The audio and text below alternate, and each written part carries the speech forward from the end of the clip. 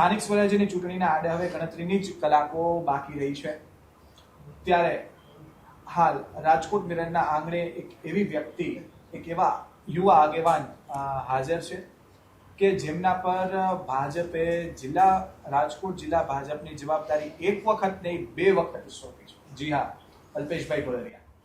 અલ્પેશભાઈ, આપનો ખૂબ ખૂબ આભાર છે કે આપ રાજકોટ મિરરના આંગણે પધાર્યા. સર્વપ્રથમ પ્રશ્ન તો એ કે હાલ સ્થાનિક સ્વરાજની ચૂંટણી, તાલુકા, જિલ્લા પંચાયત અને નગરપાલિકા, કેવો માહોલ આપ જોઈ રહ્યા છો? આમ તો ચૂંટણી એટલે લોકશાહીનું પર્વ છે. ચૂંટણી આપણે ત્યાં લોકશાહીના પર્વ તરીકે દિવાળીનો ઉત્સવ હોય, નવા વર્ષનો, એવી રીતે ઉજવાતી હોય. બિલકુલ. પણ ભારતીય જનતા પાર્ટીના કાર્યકર્તાઓ માટે ચૂંટણી ખાલી વ્યવસ્થા છે. વ્યવસ્થા એટલા માટે છે કે ભારતીય જનતા પાર્ટીનો જન્મ એ સત્તામાંથી નથી થયો. બિલકુલ. સત્તાની લાલચમાંથી નથી થયો. અમારા ડૉક્ટર શ્યામા પ્રસાદ મુખર્જી એ સમયે કેબિનેટ મંત્રી હતા. એને દેશની વ્યવસ્થા માટે, સુશાસન માટે સત્તાને ઠોકર મારી અને નાના માણસની વિકાસ, છેવાડાના માણસનો વિકાસ કેવી રીતે થાય એના માટે અમારી પાર્ટીનો જન્મ થયો છે. એટલે અમારા કાર્યકર્તાઓ ચૂંટણી હોય તો જ બજારમાં જવું એના માટે નહીં, સેવા પરમો ધર્મ, એવી રીતે અમારા કાર્યકર્તાઓ જ્યારે ગમે તે પ્રકારની યોજનાઓ સરકારની આવી હોય, જ્યારે સમાજની અંદર કોઈ પરિસ્થિતિ એવી સર્જાણી હોય, ત્યારે ભારતીય જનતા પાર્ટીનો કાર્યકર્તા હંમેશા લોકોની વચ્ચે હોય છે. દાખલા તરીકે હું તમને વાત કરું કે કોરોનાએ આખા વિશ્વને હચમચાવી નાખ્યું હતું. જી. ત્યારે ભારતમાં લોકડાઉનની પરિસ્થિતિ હતી. ત્યારે મને ભારતીય જનતા પાર્ટીના કાર્યકર્તા તરીકે ત્યારે તમને કહેતા હરખ થાય કે ગુજરાતનો કે રાજકોટ જિલ્લાનો એક પણ ભારતીય જનતા પાર્ટીનો કાર્યકર્તા ઘરમાં નહોતો. ત્યારે મા દીકરાની નહોતી, દીકરો બાપનો નહોતો, કોઈનું નહોતું. ત્યારે ભારતીય જનતા પાર્ટીનો કાર્યકર્તા બજારમાં સેવામાં હતો. એ ઉપરાંત વાવાઝોડાની પરિસ્થિતિ આવી હતી, એ ઉપરાંત પૂર હોનારત આવ્યું, ક્યારે પણ સમાજની મુશ્કેલીની વચ્ચે ભારતીય જનતા પાર્ટીનો કાર્યકર્તા ઘરે નથી બેસી ગયો. અને એને હિસાબે ચૂંટણી છે એ ભારતીય જનતા પાર્ટીના કાર્યકર્તાઓ માટે વ્યવસ્થાનો ભાગ છે. ભારતીય જનતા પાર્ટીનો કાર્યકર્તા આ તડકામાં પણ એક પણ કાર્યકર્તા ઘરે નથી બેઠો.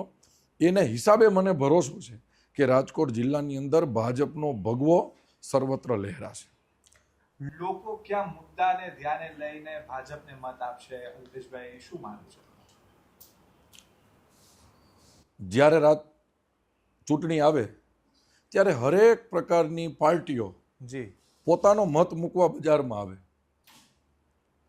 અત્યારની પરિસ્થિતિએ તમે જોવો તો જેમ ચોમાસાની અંદર પાંખુવાળા જીવડા આવે, એવી જ રીતે અત્યારે કોંગ્રેસ અને આપ એ બજારમાં આવી છે. ભારતીય જનતા પાર્ટીને વોટ શું કામે? બિલકુલ. ભારતીય જનતા પાર્ટી શું કામે જીતે છે 30 વર્ષ થયા? અને અત્યારે બી હું રાજકોટ જિલ્લામાં નહીં, સમગ્ર ગુજરાતમાં ભાજપનો ભગવો શું કામે લહેરાવાનો છે એની તમને વાત કરું કે આઝાદીના 75 વર્ષ પછી છેલ્લા 30 વર્ષ થયા ગુજરાતમાં ભાજપ છે. એક મતની તાકાત એટલે શું? એક મતની તાકાત એટલે રામ મંદિર, એક મતની તાકાત એટલે ધારા 370, એક મતની તાકાત એટલે આયુષ્માન દવાખાનાનું 10 વર્ષ કાર્ડ 10 લાખનું. ભાજપને એક મત એટલે ખેડૂતોની 148 પ્રકારની વસ્તુમાં સબસિડી.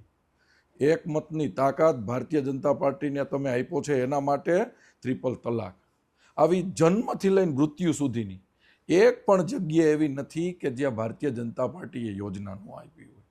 હું તમને હમણાં તાજેતરની વાત કરું તો સમગ્ર ગુજરાતની અંદર ખેડૂતોની મગફળી તૈયાર થઈ ગયા પછી વરસાદ આવ્યો તો ભારતની અંદર આટલા રાજ્યો છે એની અંદર 10,000 કરોડનું પેકેજ કોઈ રાજ્યએ આપ્યું હોય તો એનું નામ ગુજરાત છે. એની અંદર ભારતીય જનતા પાર્ટીની સરકારે આપ્યું છે. એ ઉપરાંત તમને કહું કે જેવી મગફળી તૈયાર થઈ ખેડૂતોને બજારમાં ભાવ ઓછા મળે એવું લાગતું હતું તો ભારતીય જનતા પાર્ટીની સરકારે 15,000 કરોડ રૂપિયાની મગફળીની સહાયનું પેકેજ આપ્યું. તો આ પેકેજ આપ્યા ત્યારે ચૂંટણી નહોતી, પણ લોકોએ એક એક મત જે ભારતીય જનતા પાર્ટીને આપી અને સત્તા આપી છે એનું અત્યારે આ પરિણામ દેખાય છે. ગામડાની પરિસ્થિતિ તમે જોવો તો આ મત શું કામે ભાજપને આપે છે એની હું તમને વાત કરું છું.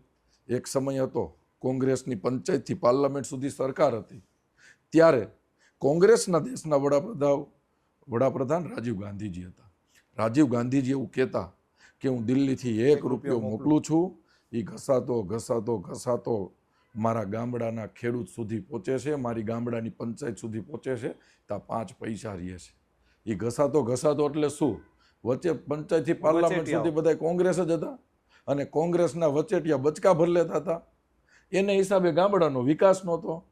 જ્યારે મને ભારતીય જનતા પાર્ટીના કાર્યકર્તા તરીકે મીડિયાના સ્ટુડિયોમાં કહેતા હરખ થાય કે નરેન્દ્રભાઈ મોદીએ દેશના વડાપ્રધાન બન્યા પછી જે વ્યવસ્થા ઊભી કરી છે, 14મું નાણાં પંચ, 15મું નાણાં પંચ. હું અત્યારે ગામડામાં ચૂંટણી પ્રચારમાં જતો હતો તો હું પૂછું કે તમારા ગામમાં દિલ્હીથી કેટલા રૂપિયા આવે? તો કાલે માનો કે હું દેરડી કુંભાજીની સભામાં હતો ને મેં સરપંચને પૂછ્યું, ભાઈ સરપંચ, દેરડી કુંભાજીમાં દર વર્ષે દિલ્હીથી કેટલા રૂપિયા આવે છે? ત્યારે સરપંચે કીધું કે દર વર્ષે દિલ્હીથી 65 લાખ રૂપિયા આવે છે.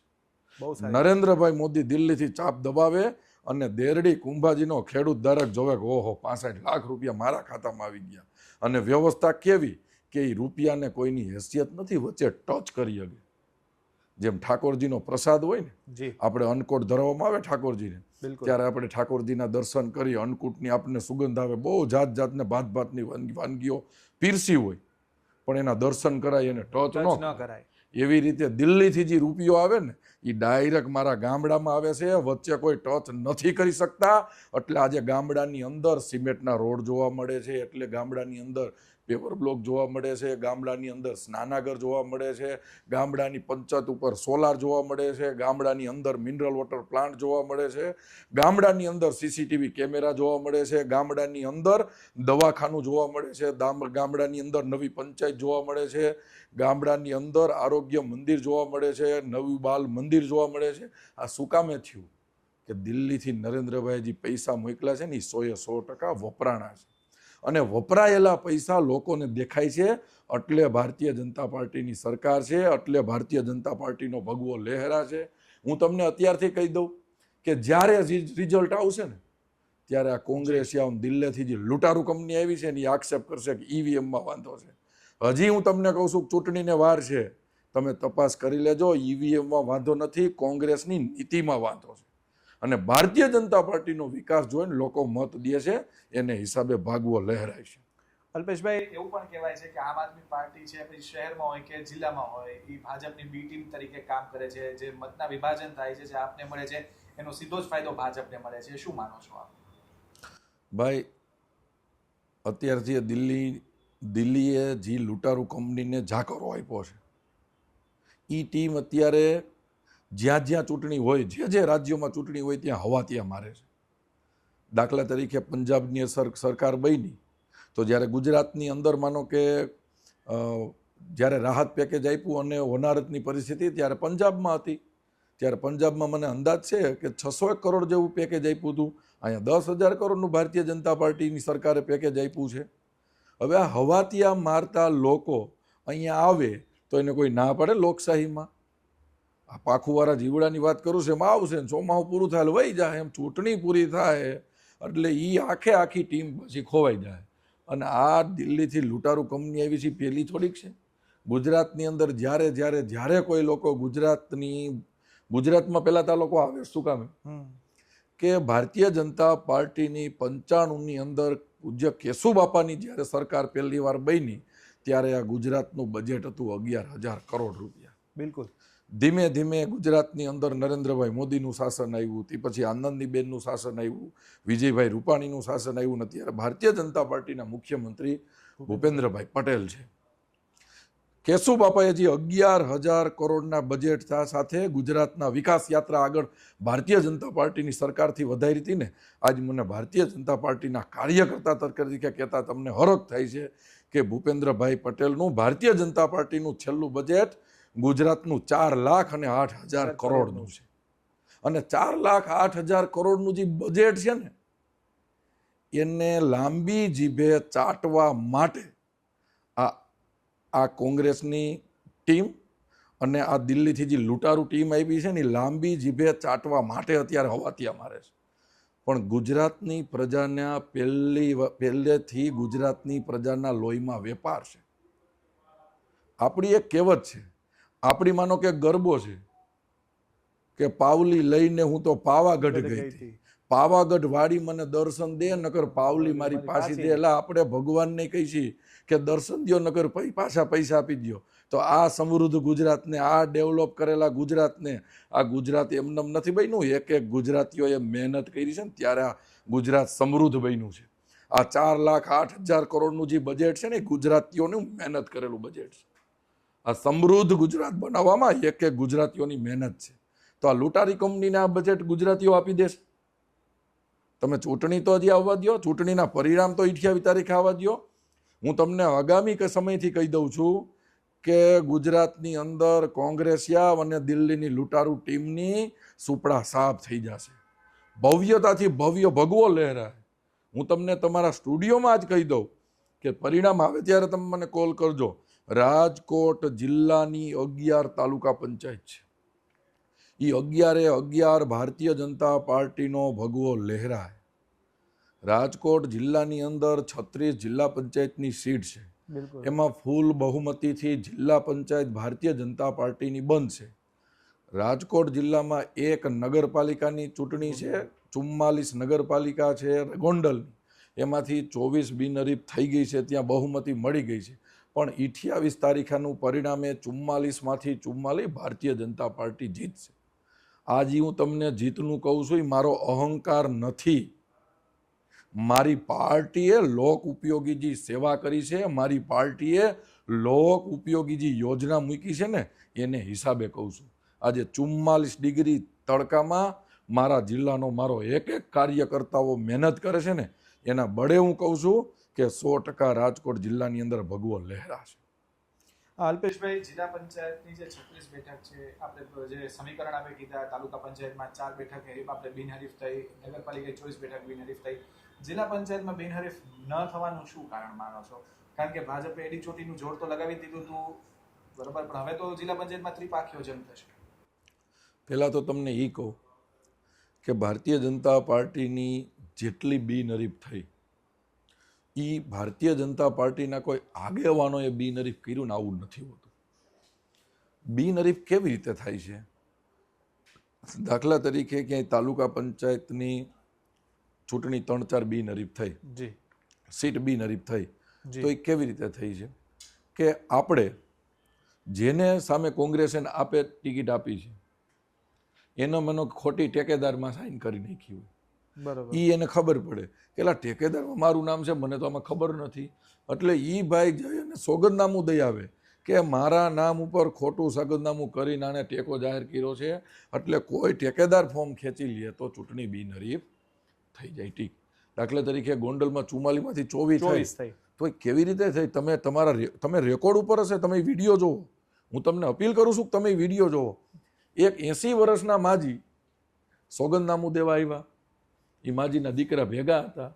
એ માજીએ કીધું કે ચૂંટણી મતદાર યાદીમાંથી નામ જોઈ અને આ લોકોએ મારું નામ લખી નાખ્યું છે. મારો પરિવાર પહેલેથી ભાજપમાં છે, હું તો પથારીમાં છું, બીમાર છું, મને ખબર જ નથી ચૂંટણી ક્યારે આવી.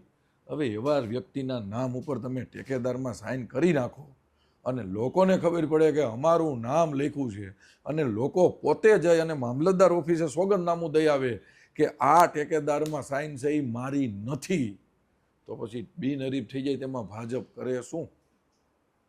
તો મૂળ વસ્તુ એવી છે કે ટોટલ 282 સીટ ઉપર અત્યારે ચૂંટણીનો જંગ જામ્યો છે રાજકોટ જિલ્લામાં. બિલકુલ. તો 282 ઉપર ફોર્મ ભરણા હોય ને એવી ભારતીય જનતા પાર્ટી એક જ છે. દિલ્હીની લૂંટારૂ ટીમ અને કોંગ્રેસ યાવને એલા ભાઈ ઉમેદવારો પૂરા મળ્યા નથી. જેને ઉમેદવારો નથી મળ્યા એને જીતવાની ક્યાં વાત છે?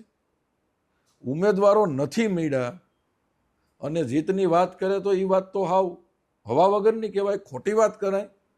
હું ભારતીય જનતા પાર્ટીના કાર્યકર્તા તરીકે કહી દઉં કે 282 ઉપર ભાજપ લડે છે, અને 282માંથી ફૂલ બહુમતીમાંથી ભાજપ જીતશે ને મને આત્મવિશ્વાસ છે. અલ્પેશભાઈ, તમે જે જીતનો વિશ્વાસ જે વ્યક્ત કર્યો છે ખૂબ સારી વસ્તુ છે, પરંતુ આપ જિલ્લાના પ્રવાસ કરતા હોય, વિવિધ તાલુકાઓના પ્રવાસ કરતા હોય, શું માનો છો આ વખતે ભાજપના જે ઉમેદવારો જીતશે તો સર્વપ્રથમ જિલ્લાના વિકાસ માટે હવેના કયા કયા કાર્યક્રમો આપના રોડ મેપમાં છે? તમે રાજકોટથી ઉપડો અને તમે જેતપુર જાઓ તો ત્યાં 6 લાઇન બને છે. જી.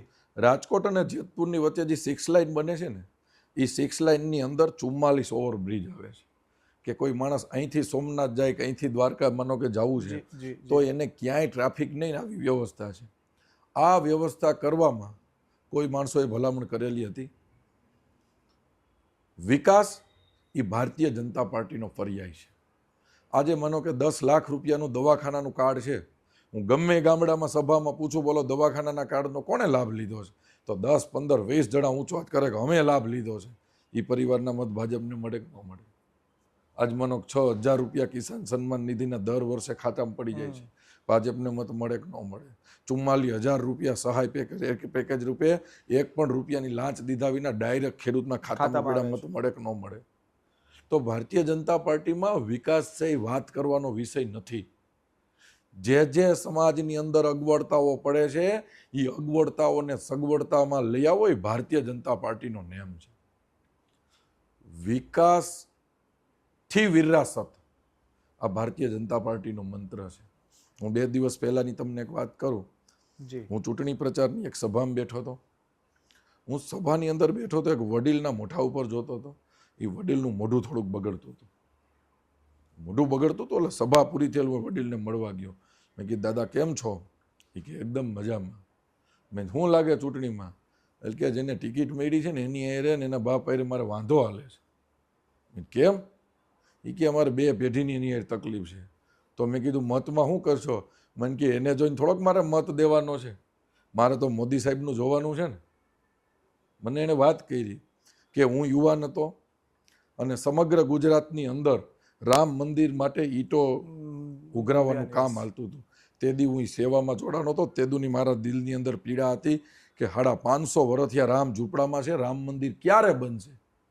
આ પીડા એ યુવાનોમાં જે મારી યુવાન અવસ્થામાં જે મેં ઈંટો ઊભી ભેગી કરી હતી ને, આજ મારા સફેદ વાળ થઈ ગયા છે અને નરેન્દ્રભાઈ મોદીએ રામ મંદિર બનાવ્યું છે એટલે મારી 5 પેઢીમાં મત તો ભાજપને દેવાનો છે. આવા ભાજપ પાસે મત છે. જે વિરાસતો જળવાની છે. બિલકુલ. 550 વર્ષ પછી મહાકાળીમાના મંદિર ઉપર પાવાગઢમાં ધજા ચડી છે, એ ભારતીય જનતા પાર્ટી માટે મત પીડા છે. તો વિકાસ વિરાસતની સાથે વિકાસ. 1100 વર્ષ પછી સોમનાથ પર્વ ઉજવાય, આ વાત ભારત અને ગુજરાત માટે નાની નથી, ગૌરવની વાત છે. તો આવા ગૌરવો ઊભા થયા કે વિકાસ નહીં, વિકાસની હારોહાર વિરાસત આ 2 થંભ છે. તો ભારતીય જનતા પાર્ટીની સરકાર વિકાસની સાથે વિરાસત ઊભી કરી છે. એને હિસાબે ભાજપને લોકો મત આપે છે, મતરૂપી આશીર્વાદ આપે છે. જ્યારે આ વાત આવે ત્યારે આપણે ઓપરેશન સિંદૂરને કેમ ભૂલી શકીએ? જ્યારે આ વાત આવે, અને એ પણ ઓપરેશન કેવું? હમણાં આ ઓપરેશન સિંદૂર આ દેશની 2 દીકરીઓએ પાર પાડ્યું. આઝાદીના 75 વર્ષ પછી નહીં, તમે છેલ્લા 500 વર્ષના ઇતિહાસમાં તપાસ કરી લેજો, ભારત ઉપર હુમલા થયા છે. ભારતે ક્યારેય હુમલો કર્યો નથી, આપણે ડિફેન્સમાં રહ્યા છે. 500 વર્ષ પછી આ દેશની અંદર નરેન્દ્ર મોદી નામના વ્યક્તિએ વડાપ્રધાન તરીકે ઓપરેશન સિંદૂર પાર પાડ્યું છે અને સામેથી હુમલો કરી અને ટાર્ગેટ ઉપર આતંકવાદોના અડ્ડા પાકિસ્તાનની અંદર સફાયો કર્યા છે. એનું અમને ભારતીય જનતા પાર્ટીના કાર્યકર્તા તરીકે ગૌરવ લઈ છે. અને સામે પાકિસ્તાન ઉપરથી 7,500 થી 10,000 મિસાઇલ અને ડ્રોનના હુમલા થયા હતા, અને ત્યારે એક પણ એટેક માં ભારતીના જમીનને ટચ નથી કરી ગયા. બધા જ ડ્રોન અને મિસાઇલોને ઉડાવ્યા ને એના મત ભાજપ પાસે પડ્યા છે. આ વિકાસની સાથે વિરાસત અને દેશ મજબૂત થાય છે. આજે તમે સમગ્ર વિશ્વની અંદર નજર કરો તો પેટ્રોલ અને ડીઝલના ભાવ સળગી ગયા છે. સમગ્ર વિશ્વનું બોલું છું. એની વચ્ચે એક દેશ એવો વિકસિત ઊભો છે, વિકાસશીલ ઊભો છે કે જ્યાં પેટ્રોલ અને ડીઝલના ભાવ સ્થિર છે, દેશનો વિકાસ યથાવત છે. અને સમગ્ર વિશ્વ જ્યારે અરાજકતા ફેલાઈ છે ને ત્યારે એક દેશ એવો છે ભારત, એ વિકાસની ગતિમાં આગળ વધી રહ્યો છે અને એને હિસાબે લોકો ભારતીય જનતા પાર્ટીને મત આપે છે.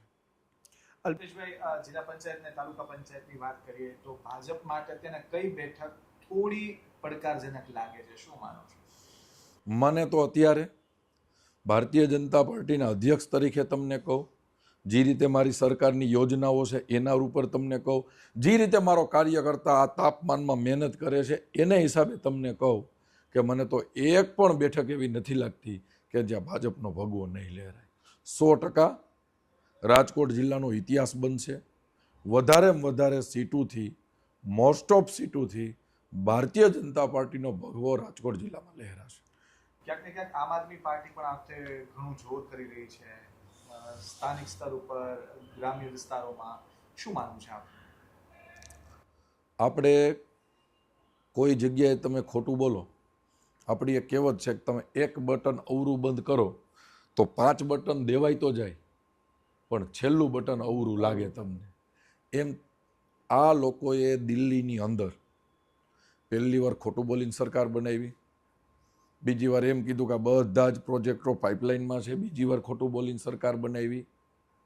હું તમને એના મુખ્યમંત્રીનો એક દાખલો આપું કે અરવિંદ કેજરીવાલ જ્યારે પહેલી વાર ચૂંટણી લડતા ત્યારે કીધું કે મારે સરકારની ગાડીનો ઉપયોગ કરવો નથી, મારે તો વેગનારમાંથી સરકાર ચલાવી છે, હું સરકારના બંગલાનો ઉપયોગ કરવાનો નથી, મારે ક્યાંય મારો કાર્યકર્તા ભ્રષ્ટાચાર કરવાનો નથી. આવું એના મુખ્યમંત્રીએ કીધું. જે મારે કોઈ પણ સિક્યુરિટીની જરૂર નથી. જેવી સત્તા આવી, આપણે ત્યાં એક વાત થાય કે ચોમાસાની અંદર કાચીડા છે ને એ રંગ બદલે, એમ જેવી સરકાર આવી એવા અત્યારે દિલ્હીની આપના ટીમ આવી છે ને, આપના આકાએ અરવિંદ કેજરીવાલે કલર બદલાવ્યો. પહેલાં તો સરકારી ગાડીનો ઉપયોગ કરવા માંડ્યા, Z+ સુરક્ષા લઈ લીધી, તરત એમના મંત્રીઓ બેફામ ભ્રષ્ટાચાર કરવા માંડ્યા. અચરત તો એ વાતથી થઈ કે જે વ્યક્તિ એમ કહેતા હતા કે મારે સરકારી ઘરનો ઉપયોગ નથી કરવો, એણે એવો શીશ મહેલ બનાવ્યો કે તમને વાત જાણીને અચરત થાય કે સમગ્ર ભારતની અંદર આટલા બધા રાજ્યો છે, કે કોંગ્રેસના મુખ્યમંત્રી છે, કે ભારતીય જનતા પાર્ટીના મુખ્યમંત્રીઓ છે, સમગ્ર ભારતની અંદર સૌથી સારો બંગલો, મહેલ જેવો બંગલો, તમે જેને શીશ મહેલ કહી શકો એવો બંગલો કોઈએ બનાવ્યો હોય ને તો દિલ્હીની લૂંટારૂ કંપનીના આકા અરવિંદ કેજરીવાલે બનાવ્યો છે અને એ શીશ મહેલ બનાવ્યો છે. તો આ લોકોને કથની અને કરનીમાં ફેર છે, વાત કરવી અને ફરી જવું એનો ફેર છે. એટલે અને ગુજરાતની જનતા બહુ જ હોશિયાર છે, એ દિલ્હીની આ બધી વાતથી પરિચિત છે કે એને તમામ વાયદા મફતના આપ્યા હતા, બધાય ફોગ કરી દીધા હતા અને આ દેશને મફત દઈને પાયમાલ નથી કરવાનો. આ લોકોને જેમ દિલ્હીની પ્રજા ઓળખી ગઈ, દિલ્હીમાં ભયંકર રીતે જાકારો આપી દીધો. આગામી સમયે પંજાબના લોકો ઓળખી ગયા છે, પંજાબથી જાકારો આપવાના છે. આ ટીમને ભારતનું બજેટ ગમે છે, ગુજરાતનું બજેટ ગમે છે, એટલે ગુજરાતમાં હવા ત્યાં મારી લેવા દો. 28 તારીખે પરિણામ તમે આવવા દો, જબરજસ્ત જાકારો મળશે. કોઈ પણ લોકો આને સ્વીકારવાના નથી અને ભાજપનો ભગવો લહેરાશે. અલ્પેશભાઈ, આપણે રાજકીય મુદ્દા પર થોડી જે ચર્ચા કરી એમાં એક હું પ્રશ્ન પૂછવા માંગુ છું. રાઘવ ચડ્ડા સહિતના જે 7 જે સાંસદો છે તે આપ છોડીને ભાજપમાં આવી ગયા. આ એ જ સાંસદો હતા કે જેને ભાજપને ન કહેવાના શબ્દ કીધેલા છે, છતાં ભાજપે સ્વીકાર્યું. એટલે મારો જે પહેલાનો જે પ્રશ્ન હતો કે ભાજપની બી ટીમ તરીકે કામ કરે છે, શું તમે માનો છો આ હોઈ શકે મુદ્દો, પરિબળ? કોઈ સારા માણસ સારા વિચારોથી, અપેક્ષાથી કોઈ પાર્ટીમાં જોડાણ આવે અને પછી એને ખબર પડે કે આ પાર્ટી લોકોની સેવા માટે નથી આવી, આ પોતાના મનસૂબા પાર કરવા માટે આવી છે. હું તમને એક વાત કરું જી, કે કોઈ દીકરી 22-25 વર્ષની થાય અને એમને બાયોડેટા આવે કે દીકરો એન્જિનિયર છે, આટલા વીઘા જમીન છે, ખૂબ જ દેખાવડો છે, એના ફોટા આવે, એમના પરિવારને મળે તો જય શ્રી કૃષ્ણ કરતા હોય આવો ડાયો પરિવાર લાગે અને એ દીકરી એમની જોડે મેરેજ કરે.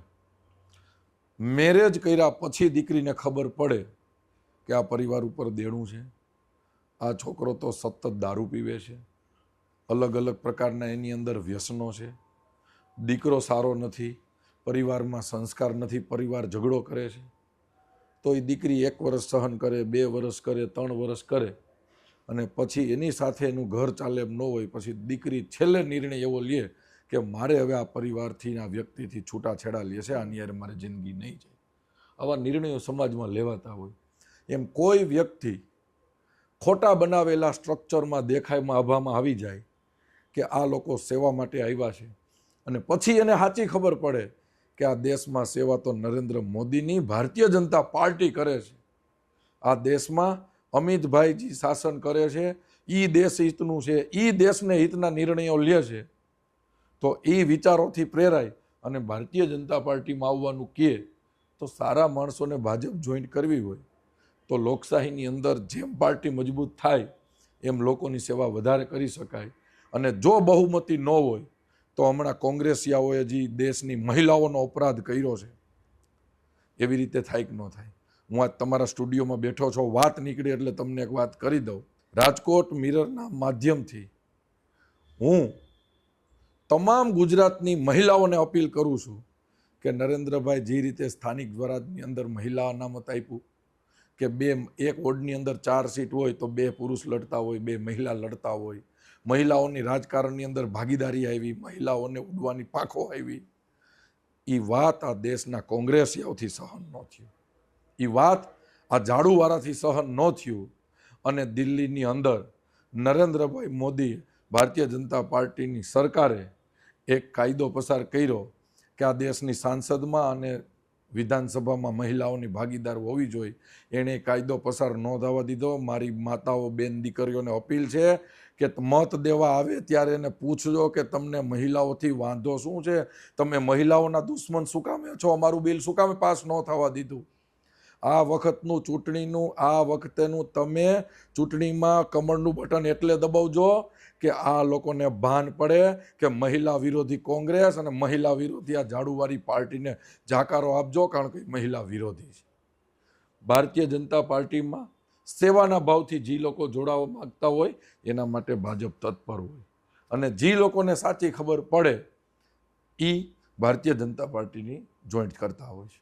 અલ્પેશભાઈ, અંતિમ પ્રશ્ન. આવતીકાલે ગરમીનો વર્તારો એવો છે કે 44 ડિગ્રી સુધી તાપમાન પહોંચી શકે. ગ્રામ્ય વિસ્તારની વાત કરીએ તો મતદાનમાં કોઈ ગરમીના કારણે કોઈ ફેરબદલ થાય એવું લાગે છે કે મતદાન થોડું ઓછું થાય એવું લાગે છે? હું રાજકોટ મિરરના માધ્યમથી સમગ્ર રાજકોટ જિલ્લાના લોકોને અપીલ કરું છું કે લોકશાહીનું પર્વ એટલે ચૂંટણી.